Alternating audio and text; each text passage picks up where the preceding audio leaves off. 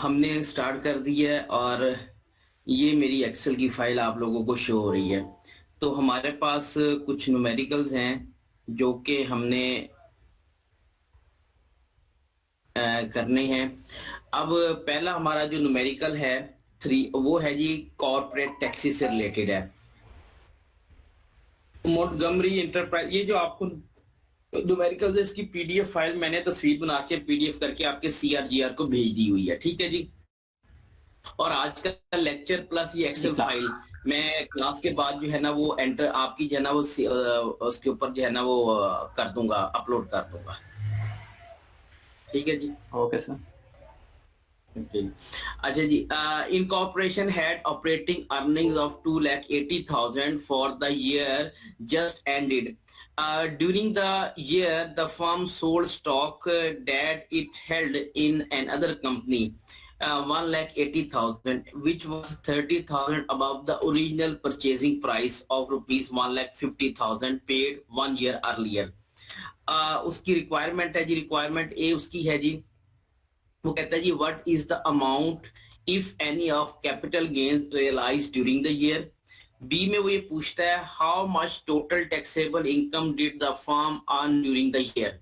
सी में वो पूछता है use the corporate tax rate schedule given in table 3.34 to calculate the firm's total taxable taxes due, calculate both the average tax rate and the marginal tax rate based on your findings. तो ये हमारे जो है वो उसने 4 requirement उसमें पूछी है। मैं देख लूं कोई स्टूडेंट वेटिंग पे तो नहीं है ताकि मैं उनको एंटर कर लूं जी। ये क्वेश्चन जी, हम इसका सॉल्यूशन स्टार्ट करते हैं। हमारे पास जो है वो पहली रिक्वायरमेंट है ए रिक्वायरमेंट की हम बात करते हैं जी। ये हमारी ए रिक्वायरमेंट होगी। ठीक है जी। यहां पे हम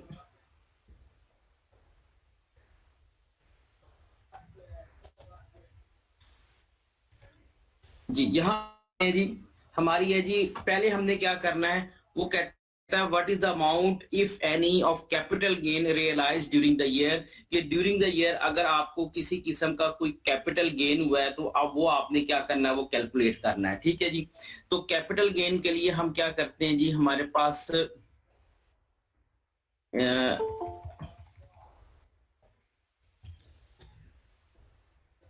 हाँ जी हम करते हैं जी capital gain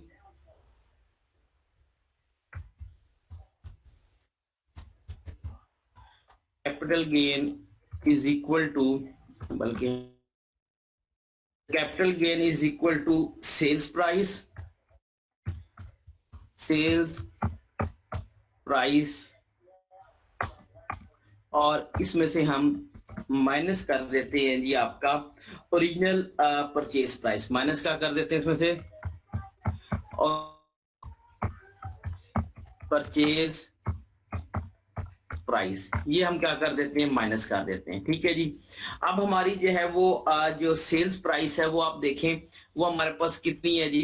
during the year firm sold stock that it had in another company for 1,80,000, 1,80,000 का आपने लिया था। तो हम करेंगे जी 1,80,000, इसमें से हमने माइनस किया जी हमारे पास जो ओरिजिनल प्राइस थी वो हमारे पास थी कितने की ली थी 1,50,000। ये देखें यहाँ पे उसने ये बताया हुआ है above it original purchase price 1,50,000।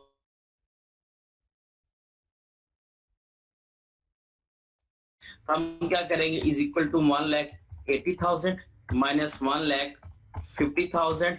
तो हमारा आंसर क्या निकल आएगा 30,000 हमारा क्या आ जाएगा, कैप हमारा जो है वो गेन जो है वो कैलकुलेट हो जाएगा। मैं चेक कर लूंगा कुछ स्टूडेंट वेटिंग पे है तो मैं उसे एंटर कर लूं जी। ठीक है जी। हमने जो है वो यानी कि हमने क्या किया कैपिटल गेन कैसे निकलना है, रिपीट कर रहा हूं मैं कॉन्सेप्ट को कि हमारी जो ए हमारी जो है वो रिक्वायरमेंट है उसमें ये है कि आपने कैपिटल गेन करना है। कैपिटल गेन कैसे करना है, sales price minus original purchase price. Sales price हमारी 1,80,000 रुपए की थी और कैपिटल जो ओरिजिनल प्राइस परचेज प्राइस थी वो 1,50,000 की थी, तो हमारा 30 क्या हुआ, वो हमारा गेन क्या हुआ, वो कैलकुलेट हो गया। ये हमारी जो ए रिक्वायरमेंट है वो क्या होगी, वो पूरी होगी। अब हम चलते हैं जी हमारी जो है वो रिक्वायरमेंट बी। बी रिक्वायरमेंट पे हम जाते हैं। तो बी रिक्वायरमेंट में वो ये कहता है जी, how much total taxable income did the firm earn during the year, कि आपकी जो फर्म है उसने साल के दौरान कितनी टैक्सेबल इनकम जो है वो अर्न की हुई है। ठीक है जी, तो हमने क्या करना है, टोटल टैक्सेबल इनकम कैलकुलेट करनी है। Total taxable income is equal to, हमारे पास क्या है जी, operating earning, operating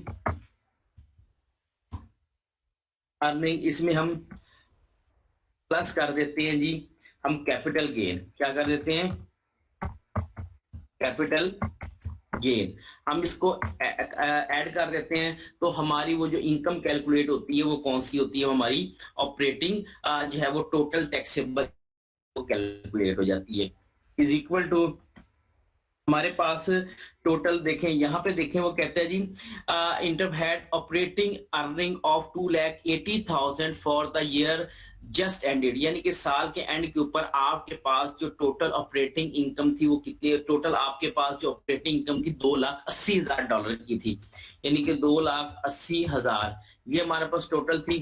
capital gain अगर आप देखें तो ऊपर हमने कितना कैलकुलेट किया, 30,000 पे हमने कैपिटल गेन क्या किया, वो कैलकुलेट किया है। ठीक है जी, अब हम क्या, ये हमने कोई फार्मूला लगा दिया था तो इसलिए उसे खुद ही कैलकुलेट करके कर दिया। तो हम ये फार्मूला बाद में लगाते हैं ताकि आपको जो है वो कैलकुलेशन इजी, ये आ जाएगा आपका 2,80,000 प्लस 30,000, तो इसको करेंगे ये 3,00,000 और 10,000, ये हमारी क्या आ जाएगी, टोटल टैक्सेबल इनकम कैलकुलेट हो जाएगी। ये उसकी दूसरी रिक्वायरमेंट थी। ठीक है जी, तीसरी अब हमारे पास क्या है जी, फर्म्स की जो है वो टैक्स लाइबिलिटी हमने जो है वो कैलकुलेट करनी है।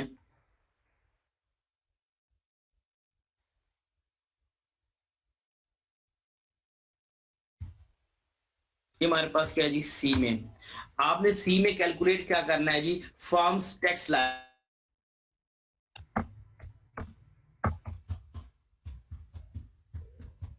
लाइबिलिटी, ये आपने क्या करनी है, कैलकुलेट करनी है।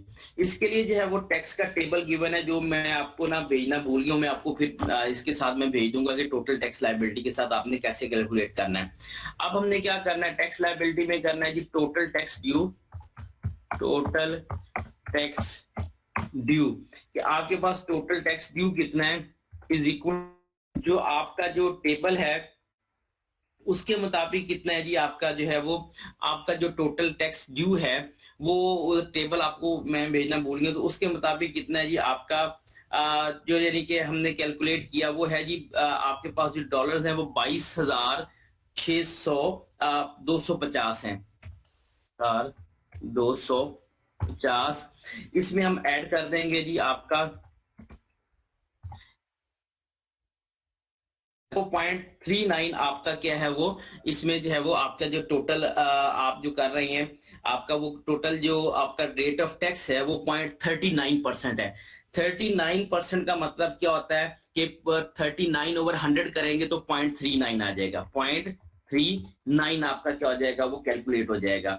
इसको आपने मल्टीप्लाई किया, ये मल्टीप्लीकेशन का, ठीक है जी, मल्टीप्लाई आपने करना है, टोटल आपकी टैक्सेबल इनकम की, आपकी जो टैक्सेबल इनकम कितनी निकली है, 3,10,000, ये आपकी टोटल टैक्सेबल इनकम निकली है। ठीक है जी, इसमें से हमने क्या करना होता है, हम माइनस कर देते हैं कि आपकी जो है वो टोटल, आपने जो है वो जो स्टॉक है वो आपका जो है वो कितने का सेल हुआ। अगर 2 लाख आपकी क्या टोटल ऑपरेटिंग अर्निंग 2,80,000 रुपए की है, इसमें से ड्यूरिंग द ईयर स्टॉक आपने जो आपने सेल किया है वो 1,80,000 का है।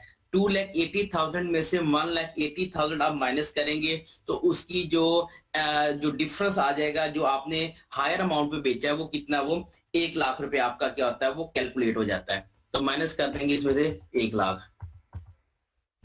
सर अलाउ भी कर ये दीजिएगा। हमने क्या तो जी बेटा, सर स्टूडेंट्स कुछ वेटिंग पे हैं, उनको भी अलाउ कर दीजिएगा। हाँ जी मैं कर लेता हूँ, मैं करता हूँ ऐड, एक मिनट।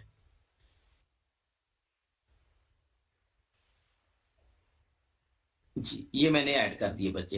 एक्चुअली बात वही रिपीट कर रहा हूँ कि मैं यूनिवर्सिटी ऑफ साउथ एशिया का यूज करूँ ताकि लेक्चर रिकॉर्ड हो जाए, तो वहां पे आउटसाइड क्योंकि यूनिवर्सिटी आता है तो वो फिर एंटर नहीं होता, तो इसलिए मुझे जो है ना उसको अलाउ करना पड़ता है। इसको हमने क्या किया, वो माइनस कर दिया, ठीक है जी।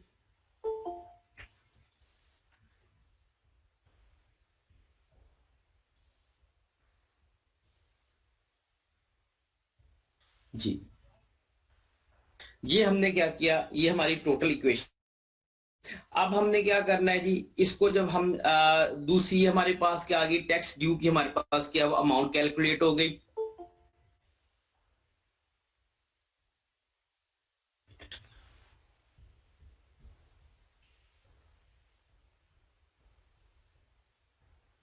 जी अब इसको हम सॉल्व करते हैं, तो जब हमने इसको सॉल्व किया तो ये हमारे पास आ गई नेक्स्ट लाइन के अंदर ये 22,250 250, ठीक है जी।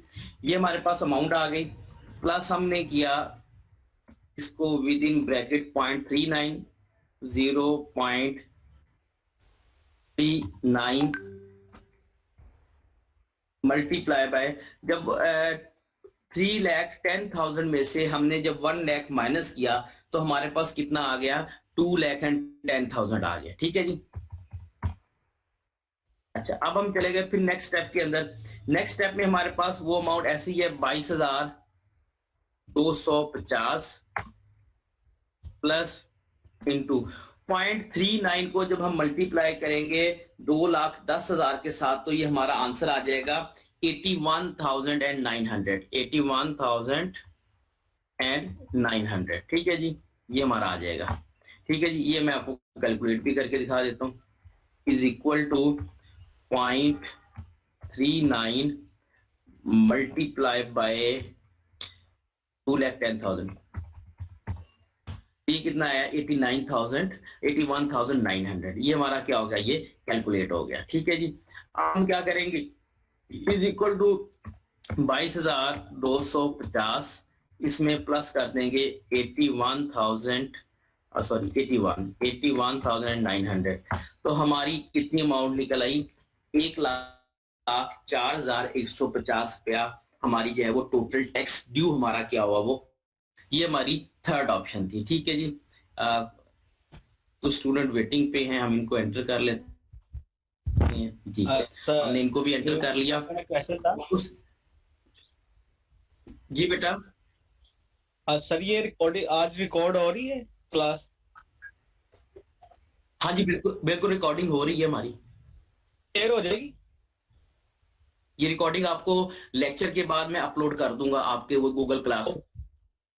हाँ बिल्कुल शेयर हो जाएगी, डाउनलोड भी हो जाएगी आपसे। जी जी थैंक यू सर। जब तक यूएसए वाले मेरा लॉगिन बंद नहीं करते तब तक हम इसको इस्तेमाल कर लेते, जब बंद कर दिया फिर देखी जाएगी, ठीक है ना। सर हम दुआ करते हैं कि यूएसए वाले बस आप ना ही बंद करें, क्योंकि मैंने इस दफा उनका लेक्चर नहीं ना लिया, तो अभी उनका एक रिजल्ट देना है, तो जब तक मैं उनको रिजल्ट नहीं दे देता तब तक ये लॉगिन मेरा चलता रहेगा। सर आपने रिजल्ट भी लेट ही देना उनको, हमारे रिजल्ट के बाद। मैं ये कोशिश कर रहा हूँ किसी टाइम निकाल के ना 3-4 लेक्चर रिकॉर्ड करके डाउनलोड करके रख लो ताकि आपका इशू रिजॉल्व हो जाए। जी सर ठीक, थैंक यू सर। अच्छा, उसके बाद हमारे पास है जी डी ऑप्शन, इसका फॉर्मूला लिखवा दूं जी। इसका फॉर्मूला पता है क्या, इसका फॉर्मूला ये है tax due is equal to, अब ये जो है ना अब जब इनकम टैक्स आप कैलकुलेट कर रहे होते हैं तो अगर आपने पढ़ा है इनकम टैक्स का सब्जेक्ट पढ़ लिया हुआ है कि 6 लाख तक कुछ भी नहीं है, अगर आपकी 6 लाख से ज्यादा और 12 लाख तक है तो 30,000 plus 5% of amount exceeding 6 lakh होती है, ठीक है। अगर आपकी अमाउंट जो है वो इनकम 18 लाख बन गई है तो वो कहते हैं जी अप टू 12 लाख तक आपका जो है वो 90,000 है, प्लस 5% या 10% एक्सीडिंग अमाउंट इतनी अमाउंट है। तो इसलिए जो है ना, इसलिए होता ही है कि अब ये जो 22,000 है ना, ये उसने अमाउंट दी हुई है हमें उसमें से कैलकुलेट करके कि ये आपकी अमाउंट जो है ना वहां से उसने लिए 22,000 प्लस बाकी जो आपकी अमाउंट है जो आपने अमाउंट कैलकुलेट किया उसके ऊपर 0.39% आपको जो है वो उसने टैक्स पे करना है। ठीक हो गया। अब ये आप देखें आपके पास ये जो टोटल ऑपरेटिंग इनकम है वो 2,80,000 है। 0.39 किस पे करना है? ये टैक्स का रेट दिया हुआ है, ये टेबल इसके अंदर टैक्स का रेट गिवन है।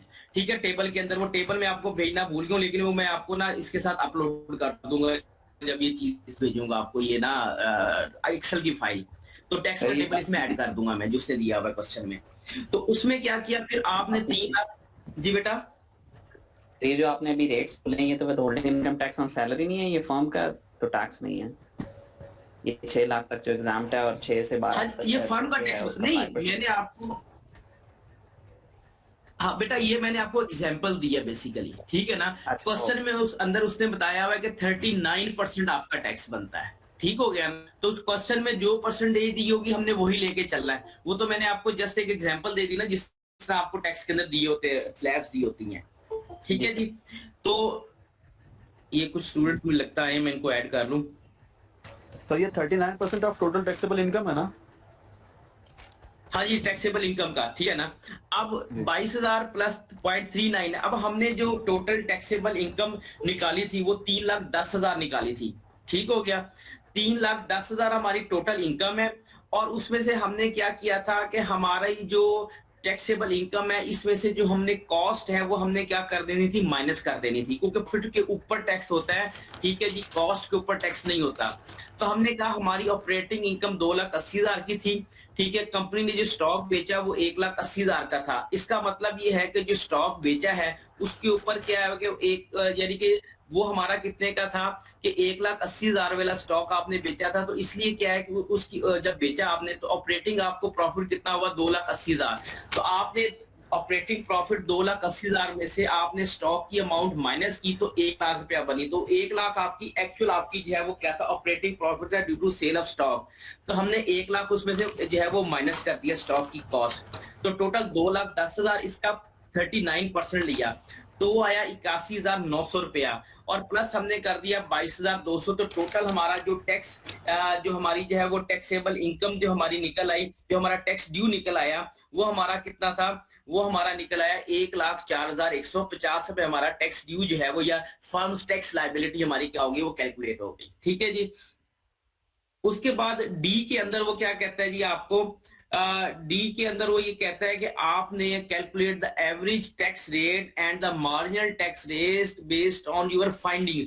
आपकी फाइंडिंग के ऊपर जो आपका जो एवरेज टैक्स रेट कितना कैलकुलेट हुआ है और आपका मार्जिनल रेट ऑफ टैक्स कितना कैलकुलेट हुआ है। ठीक है जी। जो मार्जिनल टैक्स रेट है वो तो हमें गिवन दिया हुआ है 39% क्वेश्चन के अंदर किया है। तो average tax liability, average tax rate हम कैलकुलेट कर लेते हैं। इसका average tax rate is equal to, हम क्या करते हैं कि हमने जो टैक्स अमाउंट निकाली हुई है, ये हमारी टैक्स की अमाउंट है, firms tax liability, firms tax liability divided by हम क्या करते हैं कि हमारी जो है वो total taxable income, total taxable income. ठीक है जी। जब हम इसको करते हैं जी, फर्म की टैक्स लायबिलिटी हमें निकाली है 1,04,150, 1,04,150। ठीक है जी। और टोटल टैक्स लायबिलिटी कितनी है, टोटल टैक्सेबल इनकम हमने 3,10,000 निकाली थी। अब हम क्या करेंगे जी, 1,04,150 डिवाइडेड बाय, ये हमारी कैलकुलेट हो गई 0.335968। अब आपको पता है कि हम जो ये जो हमने एवरेज टैक्स रेट निकालता है, तो रेट हमारा किस में होता है, हमेशा परसेंटेज में होता है। तो परसेंटेज में हमने जब किसी चीज का बेटा आंसर लेना होता है तो उसे हम 100 से मल्टीप्लाई कर देते हैं। हम क्या करते हैं, is equal to this one multiply by 100। तो ये कितना आ गया, 33.59677। अब हम जाते हैं एक्सेल में, हमारे पास हम जब इस पे लगाते हैं तो हम जब इसको 2 डेसिमल डिजिट में हम जब इसे राउंड ऑफ करेंगे तो ये 33.60% आ जाएगा। इसके साथ आप ने जो साइन लगाना है वो परसेंट का लगाना है। ये हमारा जो कैलकुलेट हुआ है, ये हमारा जो है वो एवरेज टैक्स रेट कैलकुलेट हो गया। जो मार्जिनल टैक्स रेट है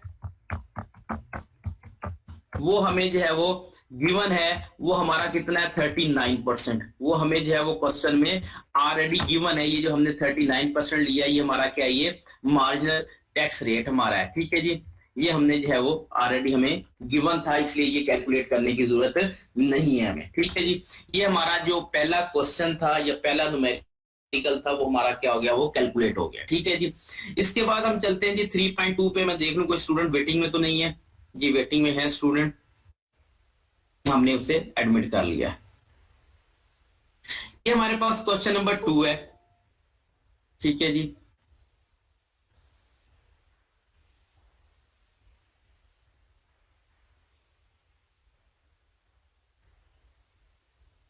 अच्छा ये हमारे पास क्वेश्चन नंबर 2 है। वो कहता है जी, हमारे पास जो है वो कहता है जी depreciation and cash flow of firm, हमारे depreciation and cash flow, a firm expects to have earning before depreciation and taxes, that की बात कर रहा हूँ, rupees 1,60,000 in each of the next 6 years. It is considering the purchase of an asset costing rupees 1,40,000, acquiring 10,000 in installation cost and having a recovery period। आपकी जो है वो depreciation and cash flow आप या फर्म का दिया हुआ है। अर्निंग बिफोर डेप्रिसिएशन आपका एंड टैक्सेस जो दिया हुआ है, EBDT earning before depreciation and tax जो है वो 1,60,000 है।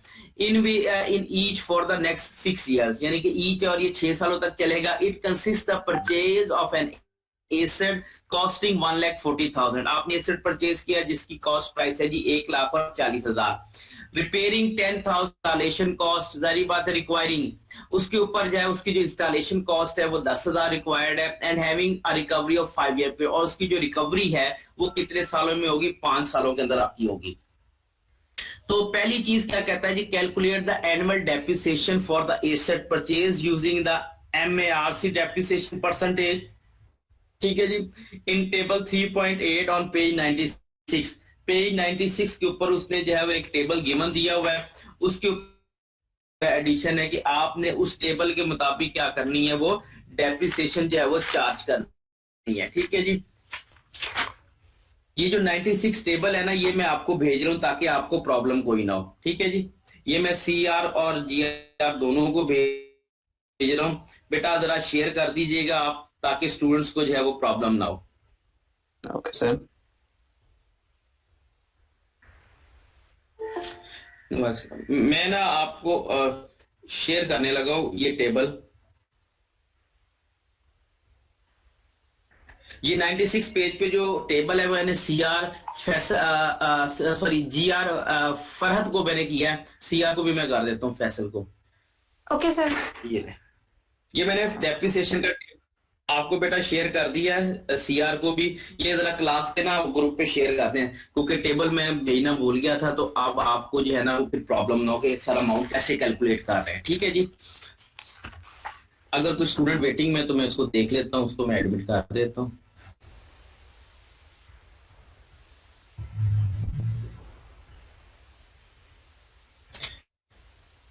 जी अच्छा जी, इसके अंदर हमारे पास वो टेबल का जो है वो स्केड्यूल गिवन है, उस टेबल के मुताबिक हमने क्या करनी है, वो उसकी डेप्रिसिएशन जो है वो कैलकुलेट करनी है।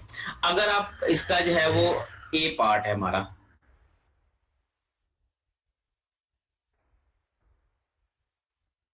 ए पार्ट हम करने लगे इसका।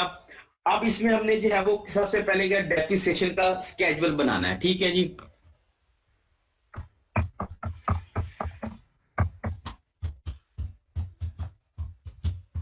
ऑफ डेप्रिसिएशन, ये हमने जो है वो डेप्रिसिएशन का जो है वो स्केड्यूल जो है वो हम बनाने लगे हैं। डेप्रिसिएशन स्केड्यूल कह ले, स्केड्यूल ऑफ डेप्रिसिएशन कह ले, व्हाटसएवर आपका जो है वो दोनों सूत्रों में ठीक है जी। पहले हम क्या लिखेंगे, अब वो हमारी जो इन्वेस्टमेंट है वो क्या है फॉर द नेक्स्ट 6 ईयर्स, यानी कि 6 सालों तक है। हम यहाँ पे लिखेंगे ईयर, ठीक है जी, ईयर 1 2 3 4 5 एंड 6, यानी कि 6 हमारे पास जो है वो साल है, और हमने इसको क्या करना है जी, ये हमारे पास 6 ईयर्स आ गए, ठीक है जी, कि हमारे पास क्या है जी ईयर्स हैं। उसके बाद हमने क्या करनी है जी, हमारी कॉस्ट कितनी है, हमने कहता है कि आपका जो asset ceiling the purchase price of asset costing 1,40,000, requiring 10,000 installation cost, having a recovery period। अब इसमें क्या है कि आपकी जो एसेट है वो 1,40,000 का है, 10,000 उसकी क्या है जी इंस्टॉलेशन कॉस्ट है। और आपने डेप्रिसिएशन का जो टॉपिक किया होगा तो आपके टीचर ने आपको ये बताया होगा कि जब आप कोई एसेट परचेज करते हैं और परचेज करके जब तक वो वर्किंग कंडीशन में नहीं आ जाता उस वक्त तक जितनी भी उसके ऊपर कॉस्ट लगती है, उस जितने भी उसके ऊपर एक्सपेंसेस होते हैं उसकी कॉस्ट में शामिल होते हैं। एसेट एक्वायर किया, कैरेज इनवर्ड या फ्रेट इनवर्ड है, इंस्टॉलेशन कॉस्ट है, वो उसकी कॉस्ट के अंदर शामिल हो जाएगी। तो यहाँ पे 1,40,000 का एसेट है, 10,000 रुपया उसकी जो है वो इंस्टॉलेशन कॉस्ट, इसका एसेट कितने का हो गया, 1,50,000 का, ठीक है जी। इसको कॉपी कर लेते हैं। एक्सेल का ये फायदा है कि आप चीजों को कॉपी कर लेते हैं, कुछ आपका टाइम सेव हो जाता है, ठीक है जी। प्लस माइनस करना भी आसान होता है हमारे लिए। अच्छा जी, 1,50,000 आपकी क्या होगी कॉस्ट। अच्छा जी, परसेंटेज फ्रॉम द टेबल, अब हमने क्या करनी है, इसकी जो परसेंटेज है वो कहां से निकालनी है, टेबल से लेनी है, ठीक है जी। परसेंटेज फ्रॉम टेबल, कि हम क्या करते हैं टेबल से इसकी जो है वो परसेंटेज ले लेते हैं। यहां से हम जाते हैं फॉर्मेट सेल पे जाते हैं, कि फॉर्मेट आ गया, अलाइनमेंट में चले गए और हम रैप टेक्स्ट कर देते हैं, ठीक है जी। उसने ऑटोमेटिकली उसको क्या कर दिया, वो कॉलम को बढ़ा दिया, ठीक हो गया जी। सॉरी,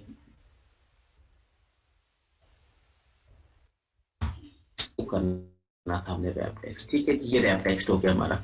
अब परसेंटेज हम जाते हैं पेज नंबर 96 के ऊपर, आपको मैंने भेज दिया हुआ है, जहां पे उसने क्या किया हुआ है कि टेबल गिवन है कि आपने डेप्रिसिएशन जो है वो किस स्केड्यूल के मुताबिक जो है वो कैलकुलेट करनी है। अब हमारे पास जो है वो डिफरेंट है, 3 ईयर्स, 5 ईयर्स, 7 ईयर और 10 ईयर्स। टेबल अगर आपके सामने हो, क्योंकि मैंने आपकी भेज दिया, आप मोबाइल पे अपने देखें, तो वहां पे जब आप 5 ईयर्स पे जाते हैं तो पहले साल वो 20% लेयर है, फिर 32 है, फिर 19 है, फिर 12 है, फिर 12 है और फिर 5 लेयर है। ये टेबल के अंदर उसने परसेंटेजेस गिवन दी हुई है। तो हमने क्योंकि टेबल को फॉलो करना है तो इसमें हमने वो टेबल वाली ही परसेंटेजेस ले लेनी है। यानी कि पहले साल है जी 20%, ठीक है, दूसरे साल 32% है, उसके बाद तीसरे साल है जी 19%,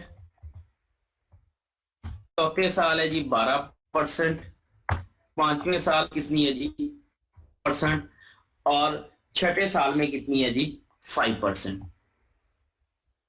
अगर इस सब का टोटल करें आप तो ये कितनी हो जाती है आपकी 100%। 20 अगर आप करें इज इक्वल टू, आप क्योंकि परसेंटेज का साइन लगाया, अगर मैं इसको देखता हूं, अगर सम का फॉर्मूला ये उठाता है तो हम इसको देख लेते हैं कि कहीं एरर ना दे दे, क्योंकि परसेंटेज का हमने साल लगाया हुआ है।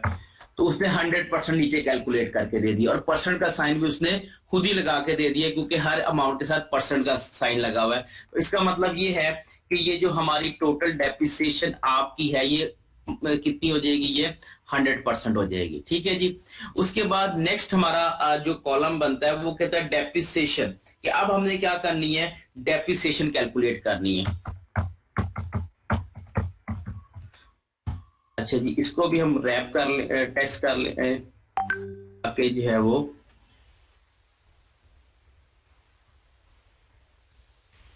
जी डेप्रिसिएशन कैसे निकलेगी, is equal to this one multiply by this one. तो पहले साल आपकी जो डेप्रिसिएशन है वो कितनी निकलेगी 30,000, क्योंकि परसेंट का साइन लगा हुआ है। जब मैंने फॉर्मूला लगाया तो उसने क्या किया, अगर आप इसे मैन्युअली निकालना चाहे तो कैसे निकलती है डेप्रिसिएशन आपकी, is equal to 1,50,000 multiply by 20 divided by 100। ऐसे ही करते हैं ना जब हम मैनुअल करते हैं। तो जब एंटर किया तो 30,000 कैलकुलेट हो गया। क्योंकि यहाँ पे ये परसेंट का साइन क्योंकि लगा हुआ है इसलिए उसने कैलकुलेट कर दिया। अब इसका एक और एक्सेल का भी बेनिफिट ये है कि आपने फार्मूला लगा हुआ है, यहाँ तक आप करेंगे तो देखिए पहले साल 30,000, फिर 48,000, फिर 28,500, फिर 18,000, 7,500। ये उसने खुद ही फार्मूला लगाने की जरूरत नहीं पड़ी। यानी कि जब मैंने इसको ऐसे यहां से खींचा तो जो ऊपर फार्मूला लगा है वो इसने इस कॉलम और कॉलम के साथ उसने ऑटोमेटिकली उसने क्या किया, जज कर लिया। अब हम देखते हैं कि हमारा एसेट 1,50,000 का था, क्या डेप्रिसिएशन ज्यादा तो नहीं कैलकुलेट होगी। तो हम क्या करते हैं, is equal to sum into,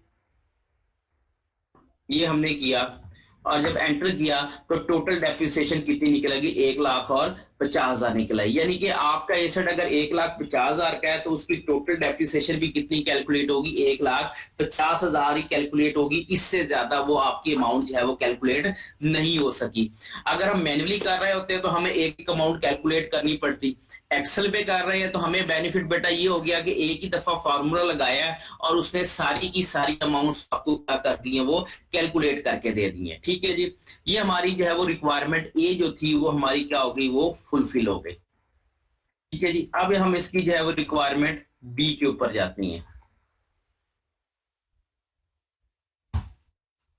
जब हम रिक्वायरमेंट बी की बात करते हैं तो उसमें क्या होता है जी, आपने क्या करना है जी कि कैश फ्लो आपका कहता है जी, calculate the annual operating cash flow each of the 6 years, assume that the new asset is the firm only depreciable asset and that it is subject to the 40% ordinary rate of tax आपको given है। तो आपने इसका cash flow schedule आपने basically क्या करना है, वो ऑपरेट करना है, ठीक, कैलकुलेट करना है।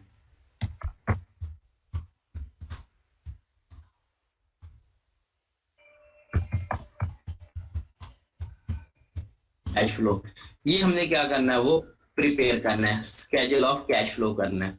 अब हमने क्योंकि 6 ईयर्स का करना है, सबसे पहले हम लिखेंगे जी ईयर्स। ये हमारे पास आ गए। हमारे पास जो ईयर्स हैं वो हैं जी 1, 2, 3, 4, 5 और 6। ये हमारे पास जो है वो 6 साल हमारे पास क्या आ गया, वो कैलकुलेट हो गए। उसके बाद हमने क्या करना है कि हमारे पास ईबीडीटी कितना है, यानी कि हमारे पास क्या है, earning before depreciation and tax कितना है, ईबीडीटी। ठीक है जी, ये हमारे पास कितना है ऑलरेडी। ईबीडीटी क्या है जी, earning before depreciation and tax हमारे पास कितनी है, वो हमारे पास क्या है जी 1,60,000। अब क्योंकि हर साल वही लेके चल रहे हैं तो ये हमने इसको क्या किया, कॉपी कर लिया, बजाय हम बार बार हर कॉलम में 1,60,000 लिखते हैं। ठीक है जी, एक्सेल का बेनिफिट उठाते हैं। उसके बाद हमने क्या निकाले जी, इसकी डेप्रिसिएशन कितनी है,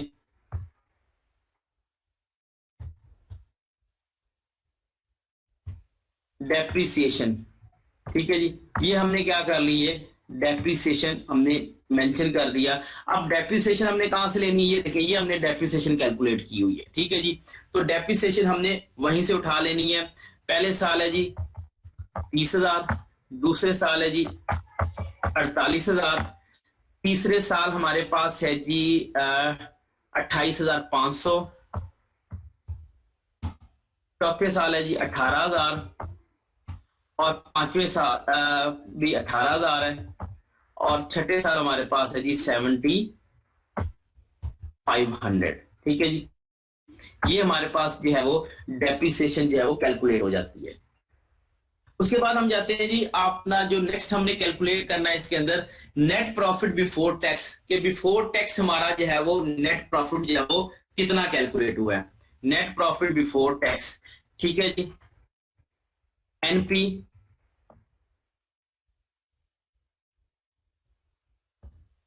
बिफोर टैक्स। ठीक है जी,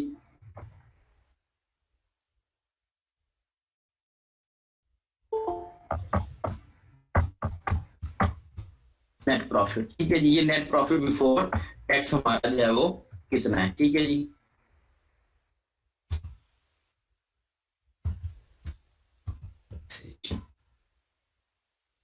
मैं सारे को रैप कर लेता हूं ताकि हमारी जो है वो ये प्रॉब्लम रिजॉल्व हो जाए। फॉर्मेट में गए, रैप टेक्स्ट किया हमने, ये हमने कर लिया, ठीक है जी। हमारे पास जो है वो नेट प्रॉफिट बिफोर टैक्स निकल आना है। कैसे निकलेगा हमारे पास, हमने क्या है जी, कॉलम 2 में से कॉलम 1 को हमने क्या करना है, माइनस कर देना है, ठीक है जी। यानी कि हमने earning before depreciation and tax में से क्या कर देना है, नेट प्रॉफिट बिफोर टैक्स है तो हमने क्या करना है, इसमें से जो है वो डेप्रिसिएशन को माइनस कर देंगे तो हमारा जो है वो नेट प्रॉफिट बिफोर टैक्स निकल आएगा, is equal to this one minus this one. तो ये हमारा कितना निकल आया, 1,30,000। अब हम क्या करते हैं जी, हम अपनी टाइम की थोड़ी सेविंग कर लेते हैं। हमने इसको ऐसे चलाया तो दूसरे साल हमारा 1,12,000, तीसरे साल 1,31,500, चौथे साल 1,42,000, पांचवें साल भी 1,42,000 और छठे साल भी 1,52,000। अगर आप इसको यहाँ पे कर्सर रख के F2 करें तो उसने खुद ही बता दिया कि इसमें से इसको इस अमाउंट को माइनस किया हुआ है। तो हमने क्या किया कि एक दफा फार्मूला लगाया और उसे हमने जब ड्रैग किया तो उसने तमाम कॉलम्स का हमें जो है वो माइनस करके जो है वो हमें रिजल्ट कैलकुलेट करके दे दिया। इसके बाद हमने क्या करना है जी, टैक्स की बात करनी। अभी तो हमने जो है वो नेट प्रॉफिट बिफोर टैक्स की बात करनी, यानी कि हमने क्या किया था, earning before depreciation and tax. तो इसका मतलब है कि हमने इसमें से डेप्रिसिएशन माइनस किया अभी तक, तो ये हमारा क्या है, नेट प्रॉफिट बिफोर टैक्स है, यानी कि net profit after minus of depreciation है। अभी हमने इसमें से टैक्स को माइनस नहीं किया। तो अब हम इसके क्या करेंगे जी, इसमें से हम कहेंगे नेट प्रॉफिट और टैक्सेस की बात करते हैं कि टैक्सेस कितना है, टैक्सेस की बात कर लेते हैं कि हमारे पास जो है वो टैक्स कितना जो है वो उसने कैलकुलेट किया हुआ है।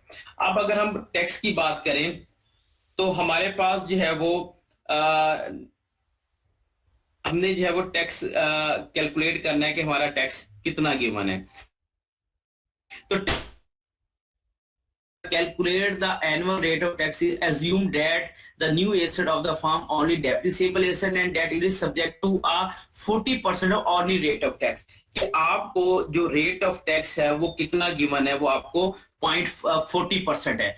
अगर हम इसकी परसेंटेज खत्म करें तो हम कहते हैं जी इज इक्वल टू, आपने क्या करना है, 40% आपने टैक्स लेना है। अब इसका आपने जब 40% लेना है तो इसका मतलब कि दिस वन मल्टीप्लाई बाय 40%। अगर आप परसेंट का निशान डाल देते हैं तो उसने टैक्स कितना कैलकुलेट करके दे दिया आपको, 1,000 रुपया। पहले साल आपको टैक्स की अमाउंट क्या कर दी, कैलकुलेट करके दे दी। आप बेशक इस तरीके से कर लें या यहां से इसको पकड़ के ड्रैग करें तो ये क्या करेगा, दूसरे साल से 44,800, तीसरे साल 52,600, चौथे साल 56,800, पांचवें साल भी 56,800 और आखिरी साल यानी कि छठे साल 61,000। अगर किसी को आप चेक करना चाहें तो F2 करेंगे तो उसने क्या किया है, वो 42,000 मल्टीप्लाई बाय 40%। तो यानी कि उसने ऑटोमेटिकली फॉर्मूला जो है वो सारा नीचे कर दिया है। क्योंकि जब हम व्हाइट बोर्ड पे करते हैं या कॉपी पे करते हैं तो हमें कैलकुलेटर उठा के क्या करना पड़ता है, मान बाई मान अमाउंट कैलकुलेट करनी पड़ती है। तो यहाँ पे फॉर्मूला लगा के जब हम ड्रैग करते हैं तो वो सारे का सारा क्या करता है, वो अमाउंट जो है वो कैलकुलेट करके देता है। टैक्स की अमाउंट कहाँ से आई, ये उसने 40% उसे टैक्स बताया हुआ है। तो जब नेट प्रॉफिट बिफोर टैक्स ये हमारे पास आया जिसे हम ऑपरेटिंग प्रॉफिट कह रहे हैं, तो इसके ऊपर हमने 0.40% कैलकुलेट किया, तो ये उसने है वो ईयर वाइज हमें टैक्स की अमाउंट जो है वो कैलकुलेट कर दी। अब हम क्या करेंगे, net profit after tax calculate करेंगे कि नेट प्रॉफिट आफ्टर टैक्स कितना है जी, नेट प्रॉफिट आफ्टर टैक्स कि हमारे पास जो है वो नेट प्रॉफिट आफ्टर टैक्स कितना है। अब क्या करेंगे, नेट प्रॉफिट बिफोर टैक्स में से हमने क्या करनी है, टैक्स की अमाउंट माइनस कर देनी है, ये अमाउंट माइनस ये टैक्स। हमारा जो है वो नेट प्रॉफिट जो है वो आफ्टर टैक्स कितना कैलकुलेट हो गया, 78,000 कैलकुलेट हो गया। ये हमने नेट प्रॉफिट आफ्टर टैक्स क्या किया, वो कैलकुलेट कर लिया। इसके बाद है जी ऑपरेटिंग कैश फ्लो हमने कैलकुलेट करना है जी।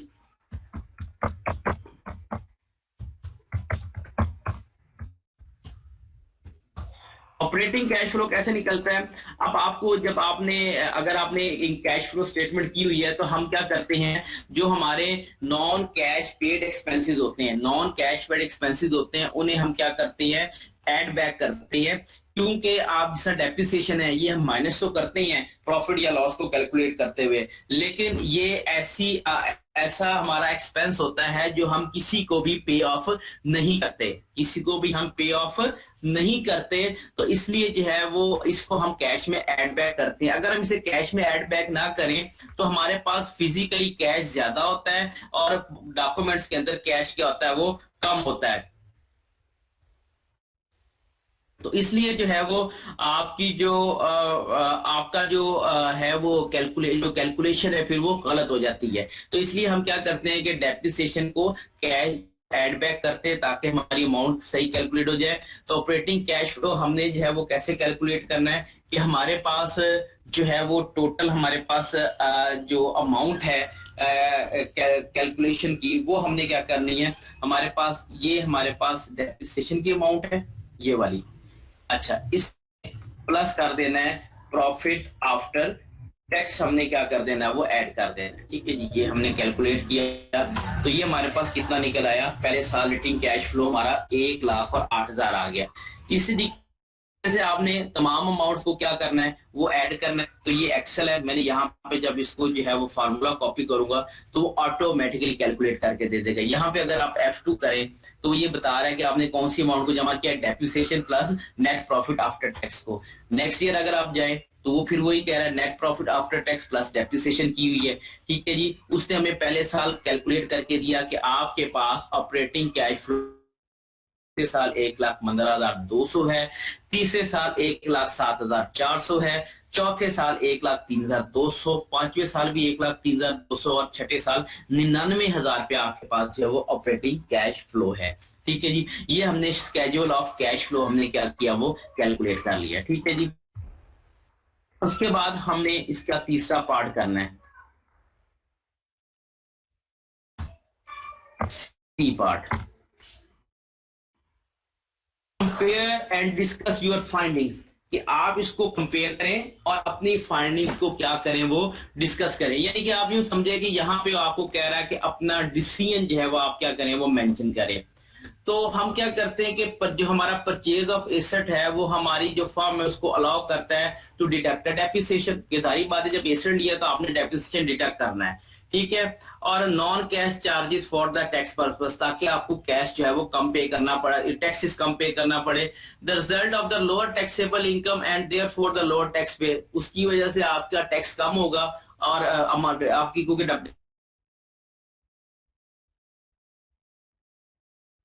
आपको कम उस अमाउंट से जब पे करना पड़ेगा। लेकिन जब आपका फर्म की operating cash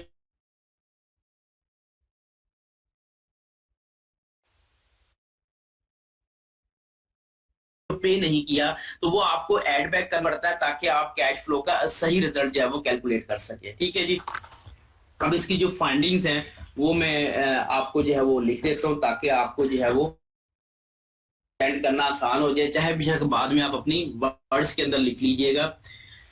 the purchase of an asset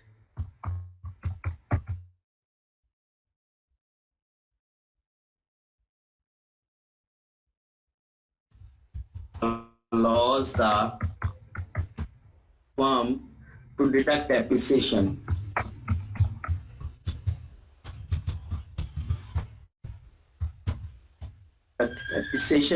students wait करें, काइंडली उन्हें अलाउ कर दें। हाँ जी बेटा, मैं कर देता हूँ।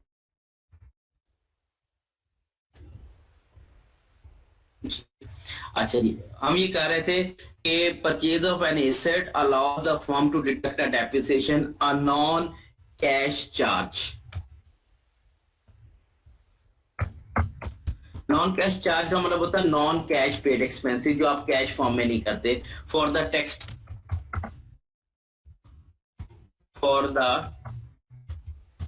Purpose.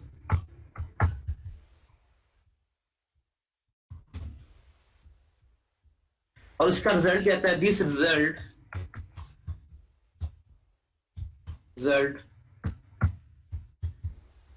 Lower the taxable income.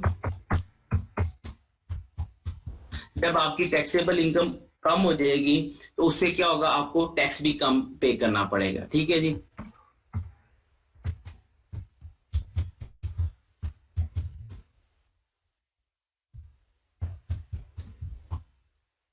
Lower the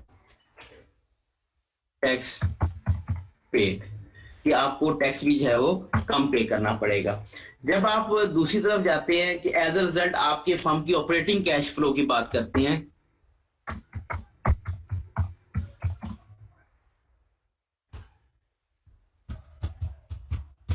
operating cash flow of the firm, जब आप ऑपरेटिंग कैश फ्लो फर्म की बात करते हैं तो हमने इसमें क्या करना होता है कि आपने जो है वो जो नेट प्रॉफिट आफ्टर टैक्स है उसमें डेप्रिसिएशन को ऐड कर देना होता है।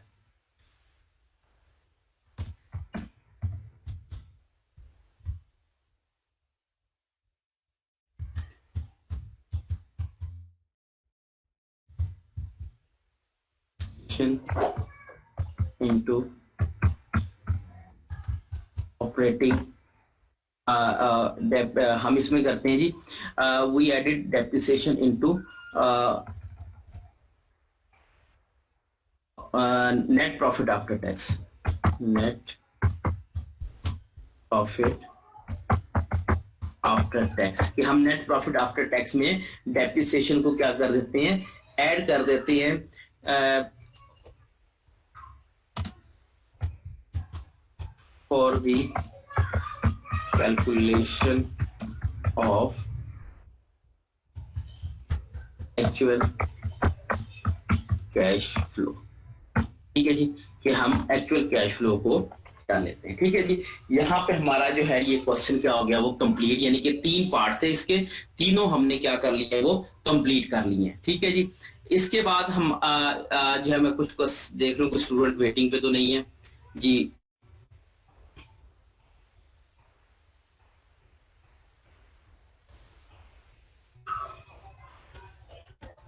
जी ठीक है जी, यहाँ पे हमारा ये क्वेश्चन क्या हो गया, वो कंप्लीट हो गया। अब यहाँ पे हम नेक्स्ट चलते हैं जी क्वेश्चन नंबर 4.2 के ऊपर। ठीक, ये क्वेश्चन हमारा है। अब इस क्वेश्चन की अगर हम बात करें तो यहाँ पे हमें क्या गिवन है जी, यहाँ पे हमें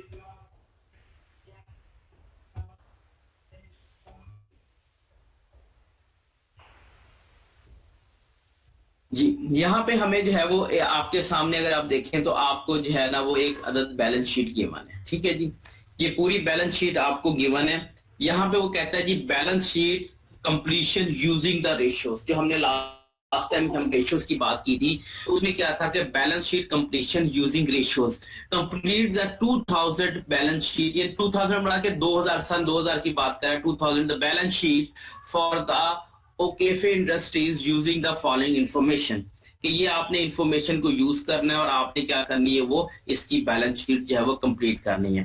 क्या कहता है ये आपकी जो है वो बैलेंस शीट ओके 31 दिसंबर है, कैश आपको गिवन है 30,000, मार्केटेबल सिक्योरिटीज 25,000 की गिवन है, अकाउंट रिसीवेबल अमाउंट नहीं गिवन, इन्वेंट्री की अमाउंट नहीं गिवन, टोटल करंट एसेट नहीं गिवन, नेट फिक्स एसेट नहीं गिवन, टोटल एसेट नहीं given. On the other hand accounts payable 1,20,000 के है, नोट्स पेबल नहीं गिवन, अक्रूवल्स 20,000 के बताए हुए, टोटल लायबिलिटीज नहीं बताई आपको, लॉन्ग टर्म डेट नहीं बताए, स्टॉक होल्डर्स इक्विटी 6 लाख रुपए की बताई हुई है, total liabilities as stock holders equity आपको जो है वो नहीं बताई हुई। ठीक है जी, इसमें बहुत सारी चीजें जो है वो मिसिंग है, तो उसकी जो है वो हमें उसे बताई। अच्छा, इसकी जगह पे जो है ना वो उसने कुछ इंफॉर्मेशन हमें बताई हुई है। मैंने वो आपको जो इसमें ना एक चीज मिसिंग है, मैंने कॉपी कर लूं ताकि जो है ना वो आपके सामने आ जाए, जहां से हमने चीजों को कैलकुलेट करना है। वो एक मिनट, मुझे क्या फाइल निकालनी पड़ेगी।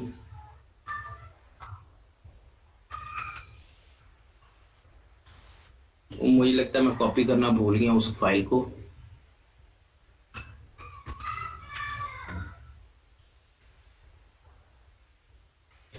जी, ये फाइल थी, हाँ जी ये इंफॉर्मेशन है, ये मैं कॉपी करना भूल गया, ठहरे मैं कर लूं कॉपी।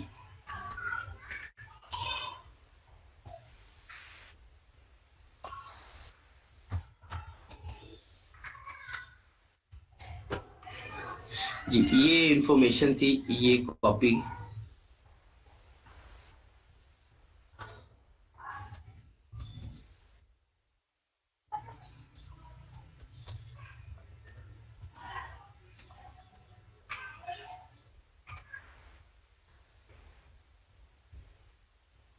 जी, ये इंफॉर्मेशन उसने हमें गिवन दी हुई है। The following financial data for 2000 are also available. ये डाटा आपको गिवन है जो कि अवेलेबल है। सेल्स टोटल 18 लाख रुपए की, 1.8 मिलियन की है। The gross profit margin of was 25%। आपका जो ग्रॉस प्रॉफिट है वो 25% ऑफ सेल्स है। इन्वेंट्री टर्नओवर वाज 6.0, यानी कि 6.0 का मतलब है कि इन्वेंट्री टर्नओवर आपकी एक साल के अंदर, एक फाइनेंशियल पीरियड में 6 टाइम आप इन्वेंट्री अपनी सेल कर देते हैं, ठीक है। There were 360 days in a year. अब हम 365 होते हैं, लेकिन क्वेश्चन में उसने 360 का जिक्र कर दिया। उसने हमें रिस्ट्रिक्ट कर दिया कि जहां पे आपने डेज में कैलकुलेशन करनी है तो आपने ईयर को 360 डेज जो है वो कंसीडर करना है instead of 365। The average collection period was 40 days. उसने ये बताया कि आपकी जो कलेक्शन है, जो आप उधार माल बेचते हैं, जो अकाउंट रिसीवेबल से पैसे आते हैं, वो उधार माल बेचने के 40 डेज के अंदर आपके पास आ जाते हैं। The current ratio was 1.60। 1.60 का मतलब ये है कि 1 रुपए की लाइबिलिटी को पे करने के लिए आपके पास 1 रुपए 60 पैसे के जो है वो असासे मौजूद है, एसेट्स मौजूद है, ठीक है। यानी कि हम क्या करते हैं, current asset over current liabilities करते हैं। तो जाहिर बात है कि 1 रुपए की लाइबिलिटी की कितने के आपके पास एसेट्स पड़े हुए, करंट एसेट 1 रुपए 60 पैसे के पड़े हुए। The total asset turnover ratio was 1.20। Total asset turnover, तो हम क्या करते हैं, turnover divided by total assets multiply by 100 करते हैं, या अगर 100 नहीं करेंगे तो 1.2 आ जाएगा, ठीक है जी। और डेट इक्विटी रेशियो, जो डेट रेशियो हमारी कितनी है, 60% हमारी जो है वो रेशियो है। तो यहां से वो कहता है कि आपने क्या करना है कि आपने ये जो मिसिंग फिगर्स हैं इनको आपने क्या करना है, वो कैलकुलेट करना है, ठीक है जी। इन मिसिंग फिगर को हमने कैलकुलेट करना है। तो इसके लिए जो है वो सबसे पहले मुझे ये जो स्टेटमेंट दी हुई है ये मुझे यहाँ पे बनानी पड़ेगी, और जो मिसिंग फिगर्स है वो हमें छोड़ने पड़ेंगे, और फिर वो हम उसे क्या करेंगे, नीचे कैलकुलेट करेंगे, ठीक है जी। तो नाम उसका क्या है जी, O'Keefe's industries.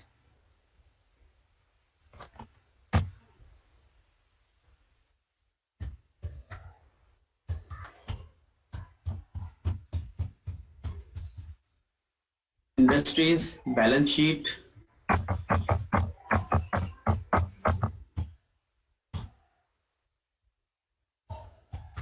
as on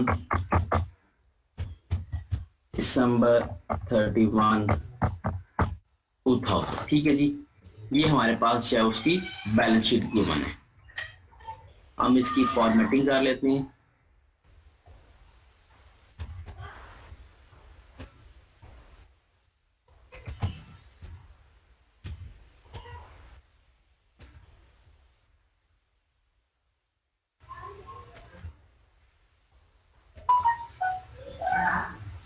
ठीक है जी, ये हमारी क्या है जी, कैफेज इंडस्ट्रीज आ गई, ठीक है। अब दो चीज हाथ साइड होती है, एक एसेट साइड होती है और एक आपकी क्या होती है, वो इनकम साइड होती है, सॉरी एसेट, और एक लायबिलिटी साइड होती है आपकी, ठीक है जी।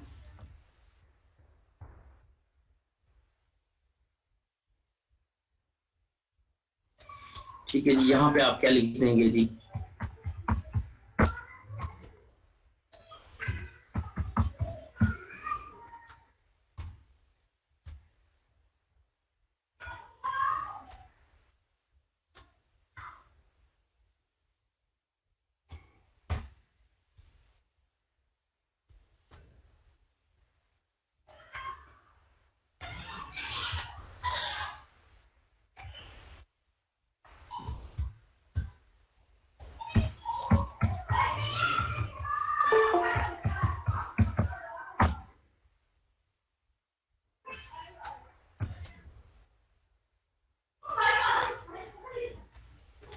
ये हमारे पास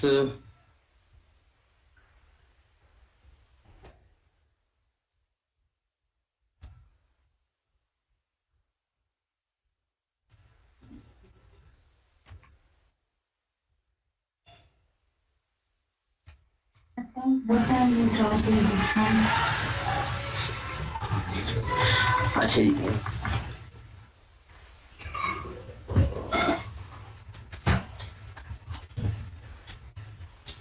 जरा मैंने सोचा सेटिंग कर लूं ताकि जो है वो सही तरीके से हमारी चीजें बन जाए।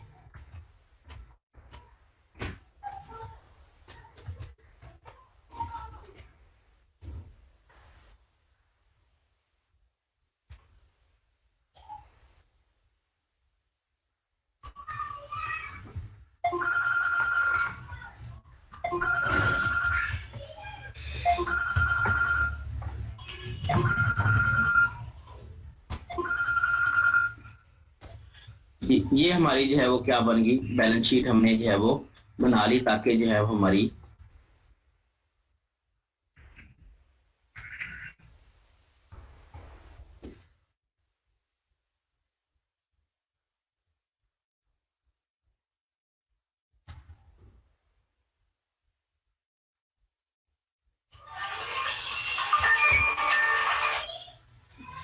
ये हमारी जो है वो कैलकुलेट होगी। अब हम यहाँ से पहले डाटा कॉपी कर लेते हैं, जो चीजें मिसिंग है वो हम नहीं लिखेंगे, और जो चीजें हमें मौजूद हैं वो हम क्या करेंगे, वो लिख लेंगे। कैश गिवन है, और ये कितना है जी, 30,000 का। अच्छा जी, उसके बाद है जी हमारे पास मार्केटेबल सिक्योरिटीज,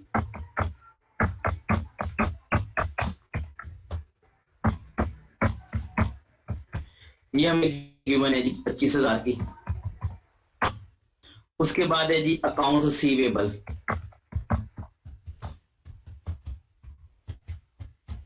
ये हमें जो है वो अमाउंट नहीं गिवन, इसलिए मैंने इसको खाली छोड़ दिया। उसके बाद इन्वेंट्रीज, इसकी भी हमें अमाउंट नहीं गिवन, खाली छोड़ दिया। Total current asset, total current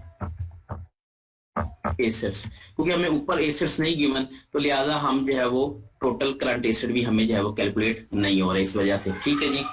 उसके बाद है जी टोटल नेट फिक्स एसेट,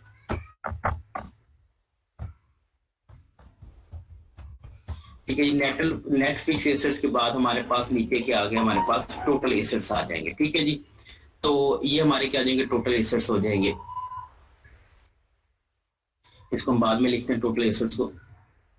यहाँ पे हम लाइबिलिटी साइड पे आ गए। यहाँ पे सबसे पहले जी उसने दिया हुआ है अकाउंट्स पेबल 1,20,000। उसके बाद है जी हमारे पास नोट्स पेबल, और ये हमें नहीं गिवन। उसके बाद अप्रूवल्स, ये हमें गिवन है जी 20,000 के। उसके बाद टोटल करंट लायबिलिटीज,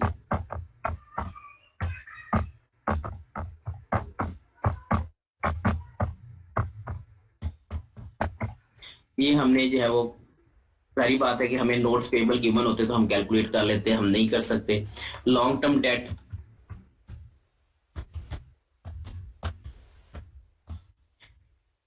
ये हमें उसने नहीं बताया हुआ। Stock holder equity, stock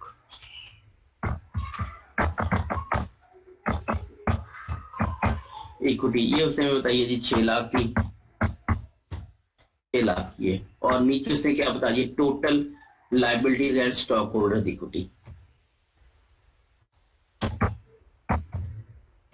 total liabilities and stock holders equity. ठीक है जी, ठीक है जी। और ये हमें जो है ना वो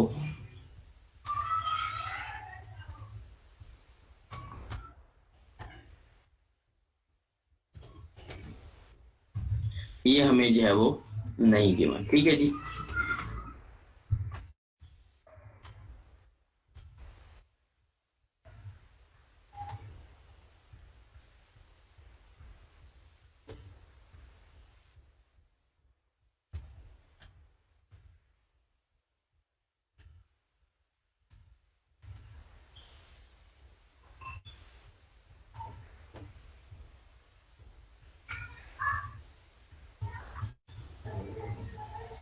जी, ये हमारे पास जो है वो चीजें कैलकुलेट हो गया आगे। ठीक है जी। ये हमारे पास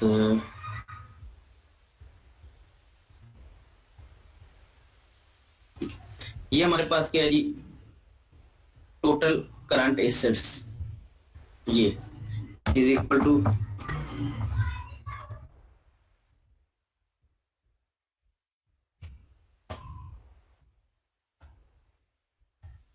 ये हो गया, और ये हमारे पास टोटल करंट लायबिलिटी, इसमें अमाउंट मिसिंग है, हमने वो कैलकुलेट करनी है। ये मैंने फार्मूला लगा दिया है ताकि हमारी जो है वो क्या, अगर हम इसकी बात करें तो is equal to this one plus ये हमारे नेट फिक्सेशन जो हमने कैलकुलेट करने ये हो गया, और इधर करेंगे कि is equal to this one plus is equal to this one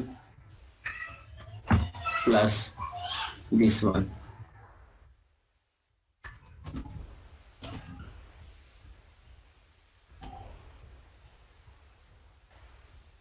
plus this one, ठीक है जी। फॉल्स कर दिया उसने, is equal to this one plus this one plus this one.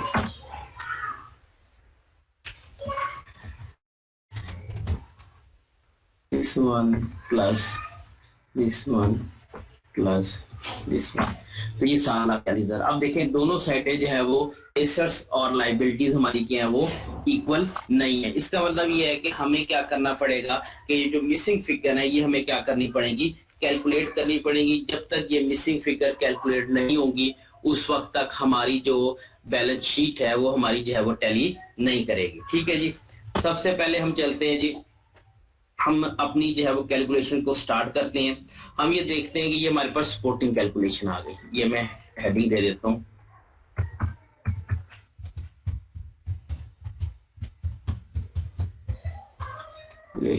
ठीक है जी। ये हमारी सपोर्टिंग कैलकुलेशन आ गई।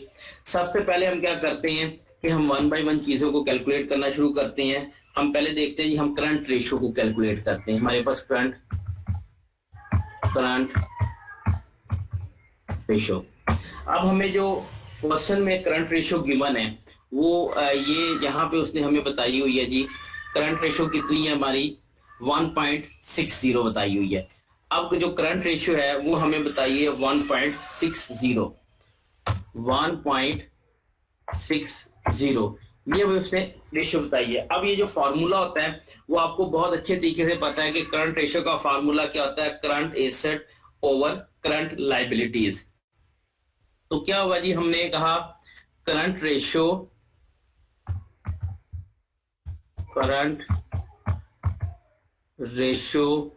Is equal to current assets over current liabilities. ये हमारा क्या हो गया, ये फार्मूला हो गया हमारे पास। ठीक है जी। अब हम जब इसकी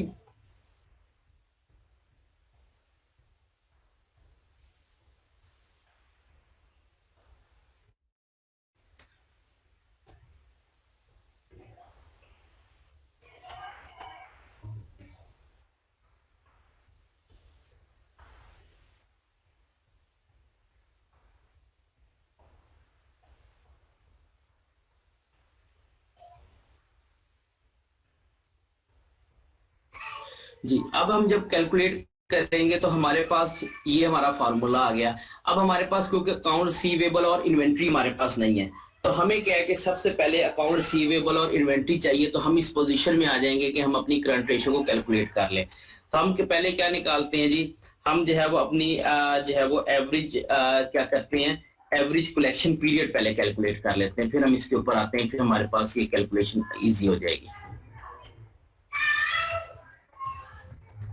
ये इसको कर ले एवरेज कलेक्शन पीरियड।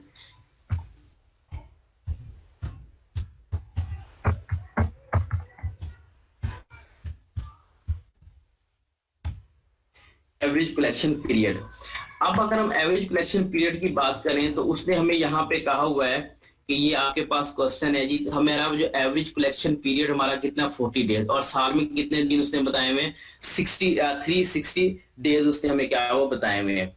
तो हम क्या करते हैं कि आपका जो एवरेज कलेक्शन पीरियड का फॉर्मूला क्या होता है, एवरेज अकाउंट हम क्या करते हैं, account receivable divided by average sales per day. तो हम क्या करते हैं जी, इसका फॉर्मूला क्या होता है जी, average collection period is equal to accounts receivable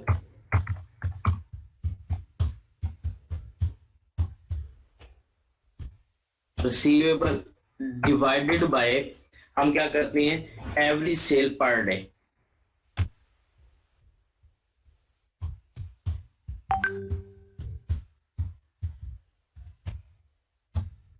अब हमें जो है वो जो मैं देख लूं कोई स्टूडेंट वेटिंग में तो नहीं है जी। अब हमने जब एवरेज कलेक्शन पीरियड की बात की तो हमारे पास एवरेज अकाउंट्स रिसीवेबल जो है वो हमारे पास एवरेज कलेक्शन पीरियड उसने हमें दिया हुआ 40 डेज का, ठीक है, कि इतने दिनों में हमारे पैसे आ जाते हैं। अकाउंट्स रिसीवेबल हमें नहीं गिवन, वो हमारे क्वेश्चन में नहीं है, हमने वो कैलकुलेट करने हैं। Accounts receivable divided by average sale per day.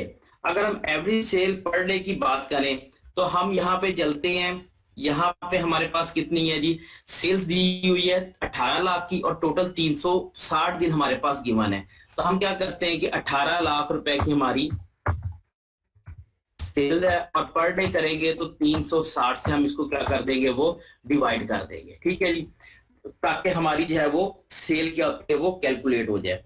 तो अब हम क्या करते हैं जी, 40 हमारे पास डेज है, ठीक है जी, is equal to account receivable हमारे पास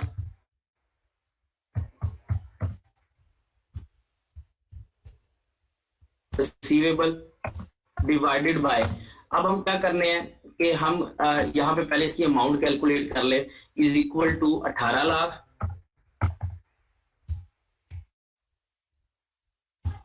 डिवाइडेड बाय 360।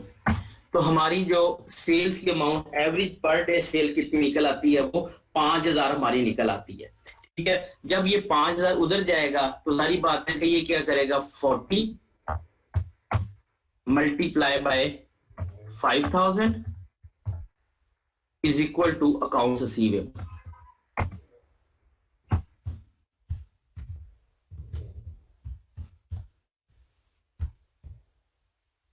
अकाउंट रिसीवेबल तो क्या हो जाएगा, is equal to 40 multiply by 5000,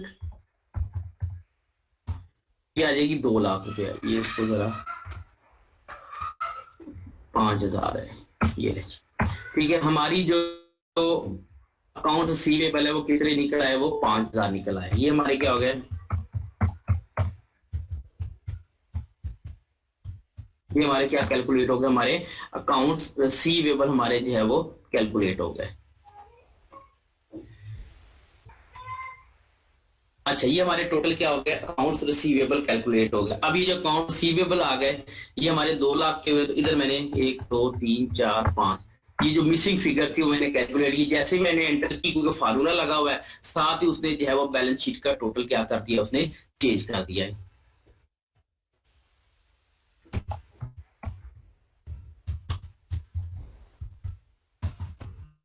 ये हमारी जो है वो एक कैलकुलेशन क्या होगी, वो कंप्लीट होगी और एक अमाउंट निकले। अब उसके बाद हमारे पास क्या नहीं है, इन्वेंट्री नहीं है।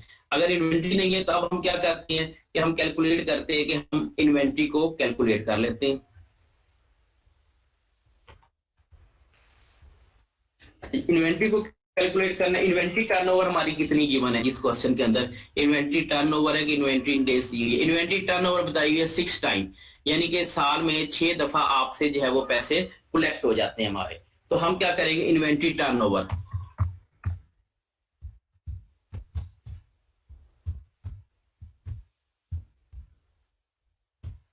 इन्वेंट्री टर्नओवर हम क्या करते हैं, वो कैलकुलेट कर लेते हैं। और ये हमें कितनी गिवन है जी, उसने बताया हुआ है जी 6.0, यानी कि 6 टाइम हो गया हमारा। अब जब हम इन्वेंट्री टर्नओवर की बात करते हैं तो हमारा फार्मूला कहता है inventory turnover is equal to cost of goods sold divided by inventory, ठीक है जी। इन्वेंट्री टर्नओवर का फार्मूला होता है जी inventory turnover is equal to cost of goods sold divided by inventory, ठीक है जी। ये हमारा फार्मूला होता है कि cost of goods sold divided by inventory. Inventory turnover हमारी कितनी जी 6.0, ठीक है जी, equal to cost of goods sold की बात करें तो हमें क्या है वो नहीं गिवन। तो हम क्या करते हैं कि जो चीज अननोन होती है उससे हम क्या करते हैं 100% कंसीडर करते हैं। 100% का मतलब है 100 ओवर 100 तो 1 हो गई। तो जो चीज अननोन है वो हमारी क्या हो गई 1। ठीक है, ग्रॉस प्रॉफिट हमारा कितना दिया हुआ है 25%। कि जीपी जो है वो कितना 25% है। 25 और 100 करेंगे तो 0.25 हमारा क्या हो जाएगा वो कैलकुलेट हो जाएगा। ठीक है जी, और डिवाइड क्या कर देंगे क्योंकि इन्वेंट्री हमें नहीं गिवन, डिवाइडेड बाय इन्वेंट्री तो हमने कैलकुलेट करनी है।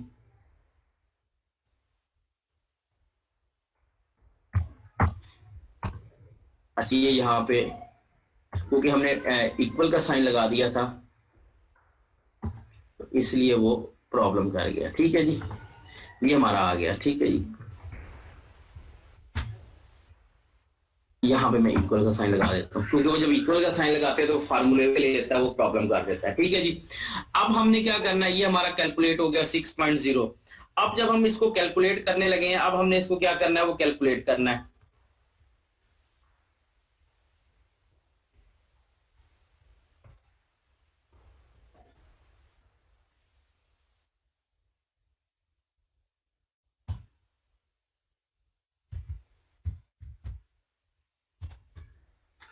Sales multiply by 1 minus gross profit margin divided by inventory, ये हमारी अमाउंट कैलकुलेट हो जाएगी। ठीक है जी, अब हम जब जाएंगे तो हमारे पास ये कितना आया, हमारे पास 6 टाइम आ गया। ये इक्वल का साइन है एज का से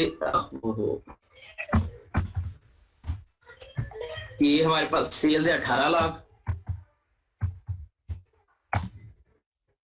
मल्टीप्लाई बाय 1 में से जब आप 0.25 करेंगे तो ये आ जाएगा 0.75 आ जाएगा और डिवाइडेड बाय इन्वेंट्री आ जाएगा। ठीक है जी, ये आ जाएगी हमारी। जब हम इसको करेंगे जी 6 टाइम्स इज इक्वल टू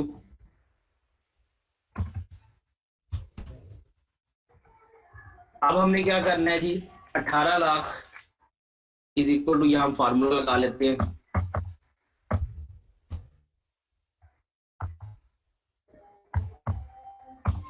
5। तो ये हमारे पास कितनी आ गई 1,35,000 रुपए हमारे पास क्या होगी वो कैलकुलेट हो गई डिवाइडेड बाय इन्वेंट्री होगी हमारे पास।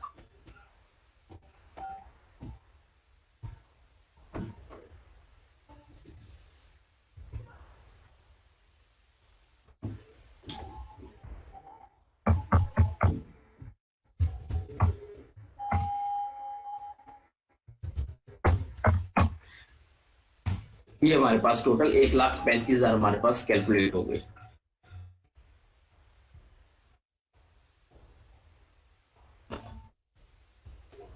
इज इक्वल टू 1 माइनस 0.25 0.75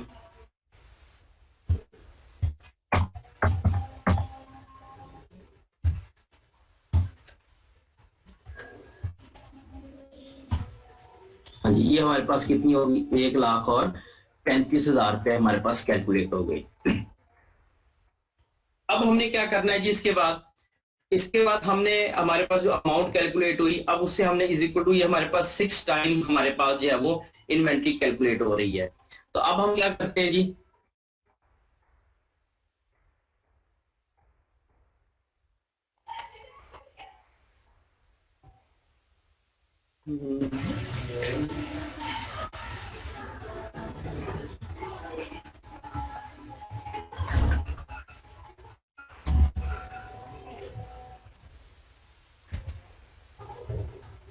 ये इक्वल टू निकालना जी 1,35,000। अब जब इन्वेंट्री उधर जाएगी तो इसने क्या करना है, आके इसको जो है वो 6 टाइम ने क्या करना है इसके साथ मल्टीप्लाई करना है।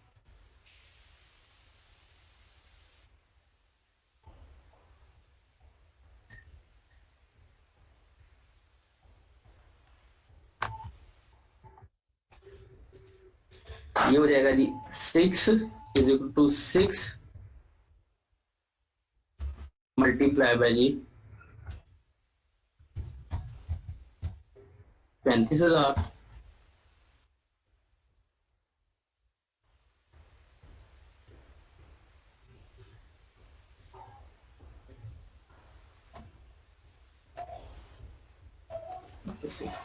सर ये डिवाइड नहीं होगी? हाँ ये डिवाइड नहीं, एक मिनट देखो, ये हमारे पास क्या 1,35,000 डिवाइडेड बाय इन्वेंट्री हो रही है, ठीक है जी। इन्वेंट्री डिवाइड हो रही है, तो जब ये उधर जाएगा तो ये क्या करेगा, मल्टीप्लायर होगा और 6 सर उधर मल्टीप्लायर 6 टाइम्स तो 180 18 लाख के नीचे डिवाइड हो जाएगा। हाँ जी ऐसे ही होगा। ये 20 लाख इन्वेंट्री आ जाएगी। Is equal sorry to 1 lakh. हाँ ये 13,50,000 आ गया ना हमारा, डिवाइडेड बाय करेंगे 6, ठीक है जी। इसको एंटर करेंगे तो 2,25,000 आ जाएगा, और ये इज इक्वल टू क्या आ जाएगी, हमारी इन्वेंट्री आ जाएगी। इन्वेंट्री ठीक हो गया। हमारी जो इन्वेंट्री है वो कितनी कैलकुलेट होगी, 2,25,000 हो गई, ठीक हो गया जी। तो क्या हम ऐसा करते हैं कि इन्वेंट्री को उठा के इधर लिखते हैं, और ये आ जाएगी is equal to 13,50,000 sorry, divided by 6, तो ये 2,25,000 हमारी अमाउंट क्या होती है, वो कैलकुलेट हो जाती है, ठीक है जी। एक्चुअली मेरी ना लाइट गई हुई है, तो मैं ना वो एक हाथ से मैंने मोबाइल पकड़ा हुआ है और एक हाथ से मैं आपसे काम करवा रहा हूँ। ये 2,25,000 हमारी कैलकुलेट होगी, तो ये ऑटोमेटिकली कितना आ गया, 4,80,000 हमारी अमाउंट क्या होगी, वो कैलकुलेट होगी, ठीक है जी। ये हमने क्या कर लिया, इसको कैलकुलेट कर लिया। ये हमारे पास क्या आ गई, टोटल इन्वेंट्री। ये हमारी दूसरी सपोर्टिंग कैलकुलेशन जो है वो कंप्लीट होगी। उसके बाद हम चलते जी नेक्स्ट, तीसरी हमारे पास क्या जी, हम टोटल एसेट टर्नओवर की बात करते हैं कि हमारे पास टोटल एसेट टर्नओवर की क्या पोजीशन है। तो हमारे पास जो टोटल एसेट, जब हमने फिक्स एसेट कैलकुलेट करने हैं, तो हमारे पास अगर हम बात करें जी टोटल एसेट टर्नओवर रेशियो कितनी है, 1.20। तो हम लिखते हैं जी टोटल एसेट टर्नओवर, ठीक है जी। ये हमारे पास है जी 1.20, कि ये हमारे पास जो रेशियो गिवन है वो 1.20 जो हमारे पास गिवन है। तो टोटल एसेट टर्नओवर का फार्मूला क्या होता है, turnover divided by total asset. Turnover का मतलब क्या होता है, सेल्स। तो sales divided by total asset. Turnover, total asset turn over is equal to sales divided by total assets. ये हमारे पास जो है वो टोटल एसेट टर्नओवर का क्या होता है, वो फार्मूला क्या होता है। अब जो टोटल एसेट टर्नओवर हमें जो गिवन दी हुई है वो क्वेश्चन के अंदर, वो है जी हमारे पास 1.20। ये हमें जो है वो टोटल एसेट टर्नओवर हमें जो है वो गिवन दी हुई है, ठीक है जी। ये हमारे पास टोटल एसेट टर्नओवर हमें गिवन दी हुई है। और उसके बाद अगर टोटल सेल्स की बात करें तो वो क्वेश्चन में उसने हमें बताई हुई है 18 लाख रुपया, ये दी हुई है, ठीक है जी। और डिवाइडेड बाय हमें टोटल एसेट जो है वो हमने, ये हमें जो है वो नहीं पता कि हमारे पास जो है वो टोटल एसेट जो है वो कितने हैं। अब जब हम इसको करेंगे तो जो हमारी 1,80,000 जब ये हमारी दूसरी तरफ जाएगा तो ये हमारा क्या हो जाएगा कि 1,80,000 डिवाइडेड बाय 1.20 हो जाएगा, ठीक है जी।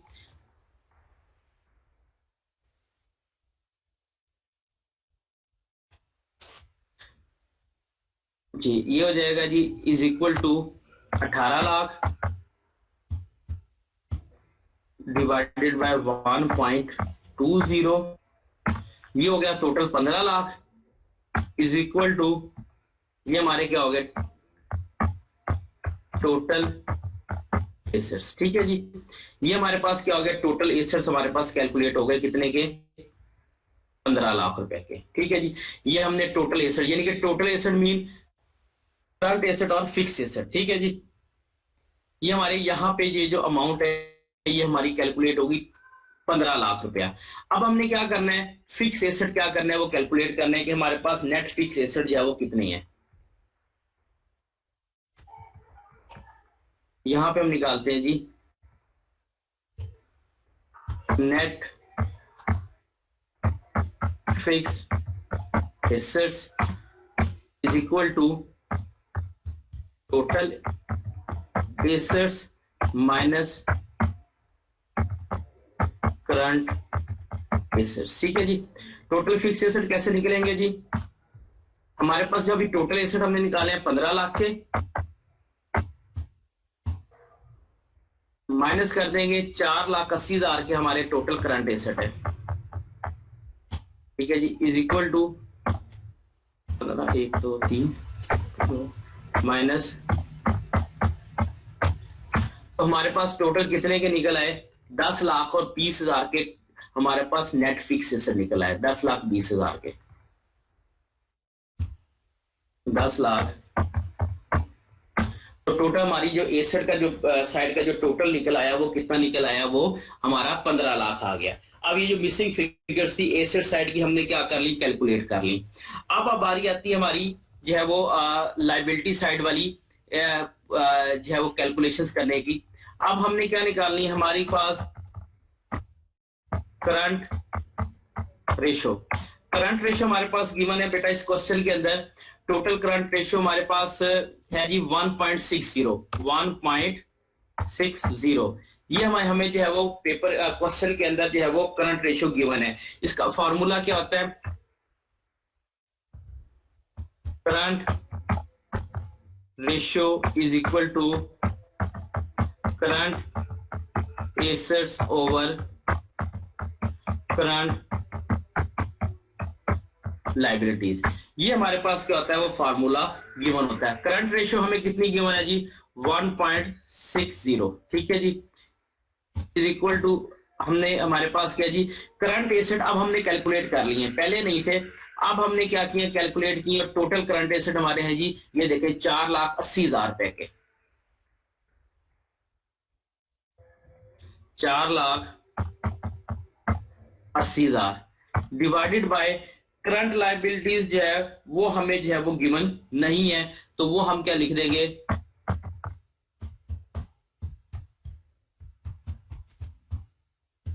लाइबिलिटीज आ जाएगी।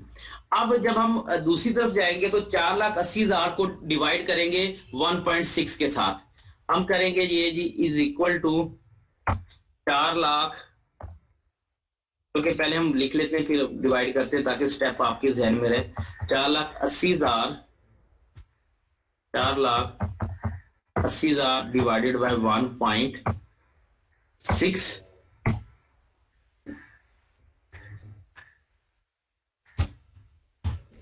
Is equal to current liabilities. ठीक है जी। अब हम क्या करेंगे जी? करंट लाइबिलिटीज हमने कैलकुलेट करनी है जी। हम कहते हैं जी इज इक्वल, ये एरर दे देगा क्योंकि हमने इज इक्वल टू का साइन पर। करंट लाइबिलिटीज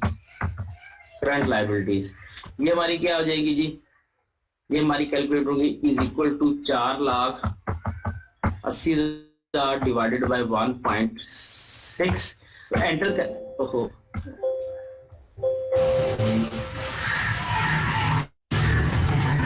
1.6, तो ये 3 लाख रुपए की हमारी क्या हो जाएगी? करंट लाइबिलिटीज क्या हो जाएगी? कैलकुलेट हो जाएगी। ये टोटल करंट लाइबिलिटीज हमारी आ गई, यानी कि यहाँ पे हम गए टोटल करंट लाइबिलिटीज। ये जो हमारी आई हुई है ना 1,40,000, ये हमारी क्या आई? टोटल करंट लाइबिलिटीज हमारी क्या होगी? वो कैलकुलेट हो गई। ठीक है जी। मैं आपको फार्मूला लगाया इसलिए इस अमाउंट को भी मैं नहीं छेड़ा, ये ऑटोमेटिकली आ जाएंगी। अब हमने नोट्स पेबल हम कैलकुलेट कर लेते हैं कि हमारे पास नोट्स पेबल की अमाउंट जो है वो कितनी कैलकुलेट हो रही है। ठीक है जी।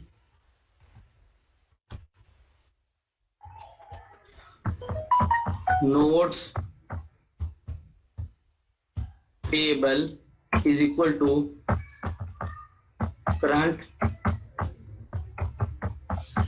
लाइबिलिटीज। उसमें से हमने क्या माइनस करना है जी? करंट लाइबिलिटीज में से हमने क्या? टोटल करंट लाइबिलिटीज में से हमने अकाउंट्स पेबल और अक्रूवल्स माइनस कर देने हैं। अकाउंट्स पेबल माइनस अक्रूवल्स कर देनी है। ठीक है जी। हमारे पास जो है वो करंट लाइबिलिटीज हमने 1 2 3 4 5 ये हमने जो है वो कैलकुलेट किए हैं, माइनस अब हमने क्या जी? अकाउंट्स पेबल कितने हैं? अकाउंट्स पेबल हमारे पास हैं जी 1,20,000 के, और 20,000 के हमारे पास अप्रूवल्स हैं। ठीक है जी, 1 2 3 4 माइनस 1 2 3 4, ये 20,000 हो गया। ठीक है जी, अब हमने क्या करना है जी, हमारे पास जो है वो ये आंसर कैलकुलेट हो जाएगा, is equal to 1 2 3 4 5 minus 1 2 3 4 minus 1 2, ये हमारे पास टोटल जो हमारे पास जो नोट्स पे हमारे पास जो नोट्स पेएबल हैं वो हमारे पास कितने के कैलकुलेट हो जाएंगे, वो 1,60,000 के हमारे पास कैलकुलेट हो गए।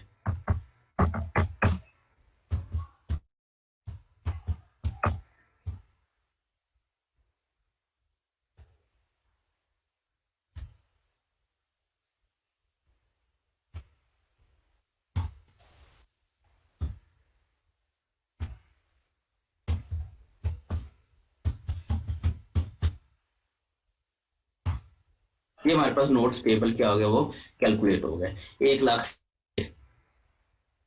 यहाँ पे हम गए और ये मैंने 1,60,000 जो अमाउंट कैलकुलेट की है ये मैंने मेंशन की, तो टोटल लायबिलिटीज हमारी कितने की निकल आई, 3 लाख रुपए की हमारी जो है वो कैलकुलेट हो गई। ठीक है जी, अब हमने क्या करना है, लॉन्ग टर्म डेट हमें नहीं पता, अगर लॉन्ग टर्म डेट्स का हमें पता चल जाए तो हमारी जो प्रॉब्लम है, वो जो इश्यू है वो क्या हो जाएगा, वो रिजॉल्व हो जाएगा। तो अब हम क्या करते हैं, अब क्वेश्चन में देखें जी, लॉन्ग टर्म डेट्स के लिए उसने क्या दिया, debt equity ratio. Debt equity ratio का फार्मूला क्या होता है, long term date over stock holders equity. ठीक है जी, तो हम क्या करते हैं, इसको स्टॉक होल्डर्स इक्विटी के साथ लेके जाते हैं, तो हमें जो है वो डेट रेशियो गिवन है।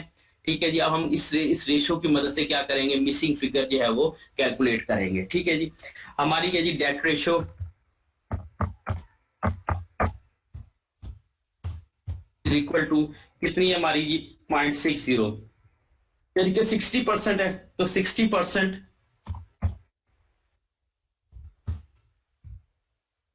और जब आप 60% को 100 से डिवाइड करेंगे तो 0.60 ये हमारी कैलकुलेट हो जाती है। ठीक है जी, ऐसी कैलकुलेट होती है।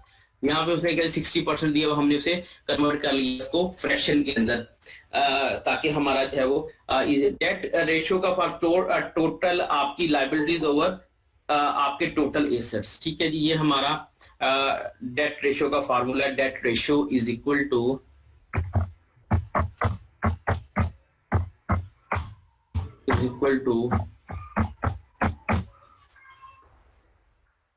टोटल लायबिलिटीज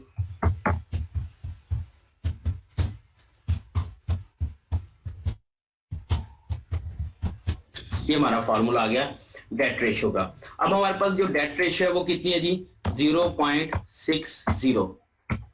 ठीक है जी, इज इक्वल टू हमारे पास आ जाती है जी, हमारे पास जो टोटल हमारी लायबिलिटीज है वो हमें नहीं पता कि हमारी टोटल लायबिलिटीज कितनी है।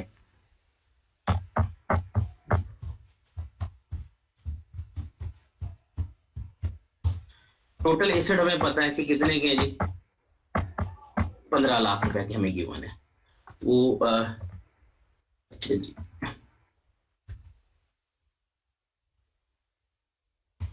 ओके, ये वो 0.60,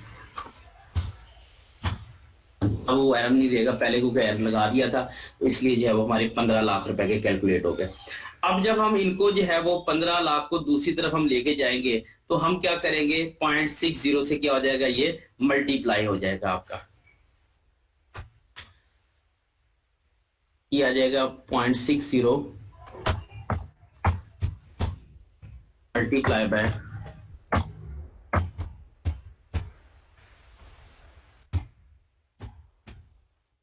is equal to total liabilities. ठीक है जी, तो इक्वल टू का साइन लगाया हुआ है, तो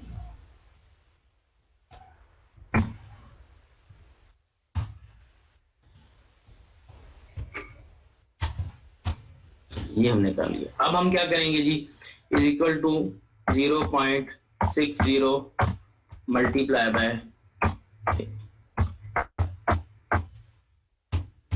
हमारे पास कितनी आ गई, ये हमारे पास आ गई टोटल लायबिलिटीज। हमारे पास क्या आ गई, टोटल लायबिलिटीज हमारे पास आ गई। ये हमने टोटल लायबिलिटीज क्या कर ली, वो कैलकुलेट कर ली। ये हमारे पास जो है वो टोटल लायबिलिटीज हमारी कैलकुलेट हो जाती है कि ये 9 लाख रुपए की हमारी बनती है। उसके बाद है जी टोटल लायबिलिटीज की जब हम बात करते हैं तो इसका मतलब होता है current liabilities plus long term debt. ठीक है जी, टोटल ये हमने की total liabilities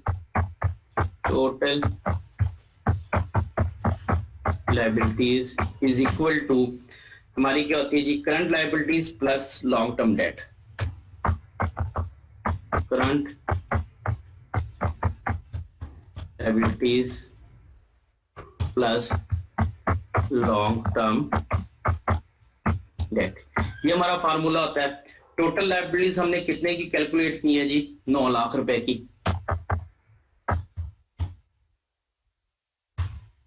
is equal to current liabilities हमारे पास कितने की हैं, ये हम देखते हैं कि हमने कितनी कैलकुलेट की है। करंट लायबिलिटीज हमने 3 लाख रुपए की कैलकुलेट की है, टोटल 3 लाख रुपए की माइनस लॉन्ग टर्म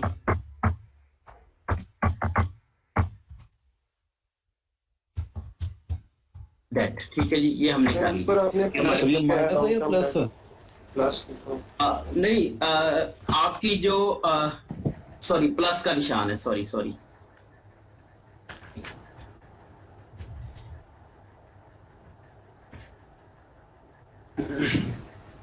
ये प्लस का निशान है, सॉरी ये प्लस का निशान है। ठीक है जी, 3000 प्लस लॉन्ग टर्म। अब हमने क्या करनी है, हमने लॉन्ग टर्म लायबिलिटीज क्या करनी है वो अलग करनी है। अब हम क्या करेंगे जी 9 लाख जब 3 लाख प्लस का है तो जब उधर जाएगा तो ये माइनस हो जाएगा, is equal to long term debt. ठीक है जी, ये हमारा कैलकुलेट हो गया। 9 लाख में से 3 लाख गया तो कितना आ गया जी 6 लाख और 5। ठीक है जी, ये सिफर पूरे हो गए। ये हमारे क्या हो गया जी लॉन्ग टर्म डेट्स, ये हमारे क्या हो गया जी लॉन्ग टर्म डेट्स हो गए। अब हम ऊपर जाएंगे तो हमने जो लॉन्ग टर्म डेट्स है वो कितने कैलकुलेट किए हैं, वो 6 लाख के किए हैं। ये हमारी क्या होगी 15 लाख रुपया, यानी कि एसेट्स और लायबिलिटी की जो साइड है वो क्या होगी, वो इक्वल होगी। ठीक है जी, एक्चुअली जब लैपटॉप पे कंप्यूटर पे काम कर रहे होते हैं फिर समटाइम अंदाजा नहीं होता, साइन गलत हो जाता है, तो जो बंदा देख रहा होता है वो ज्यादा बेहतर गाइड करता है कि यहाँ मिस्टेक हो गई है। तो ये हमने क्या किया कि देखने में तो छोटा सा क्वेश्चन था बजाय, लेकिन जब हम उसे करने बैठे तो तकरीबन मेरा ख्याल है कि 45 मिनट 50 मिनट लग गए इसे समझाते समझाते। तो ये हमारे जो है वो आज का टोटल लेक्चर था। मजीद मूड है तो और क्वेश्चन करवा देता हूँ आप लोगों को। नहीं सर ऑलरेडी बहुत हो गया। बहुत है, चलें जी। ये जो आंसर शीट है ना, ये जो शीट है ना आप एक्सेल की, ये भी मैं आपको बेटा क्या करता हूँ अभी सेंड कर देता हूँ, और जो मेरा लेक्चर है ये अभी थोड़ी देर तक कंप्रेस्ड फॉर्म में ईमेल में मेरे पास आ जाएगा, डाउनलोड करके मैं आपकी जो है वो गूगल क्लासरूम पे अपलोड कर दूंगा। Okay sir, thank you. चीजें समझ आई हैं, कुछ प्रॉब्लम तो नहीं है आप लोगों को? नहीं सर समझ आ गई, बस लेंथी बहुत है। हाँ लेंथी है, लेकिन ये है कि अब कैलकुलेशन है तो इसलिए जो है वो जो है समझ आ जाए कि चीजें आपने की हुई है, लेकिन शायद हो सकता है कि किसी मिसिंग फिगर आपने कैलकुलेट ना की हो पहले। ये सर इतना मतलब इतना ज्यादा मिसिंग नहीं, कुछ चीजें मिसिंग होती है बात, लेकिन इतना ज्यादा नहीं होती। तो ये हमारा टोटल क्वेश्चन था, उम्मीद है कि आप लोगों को समझ आई होगी। स्टिल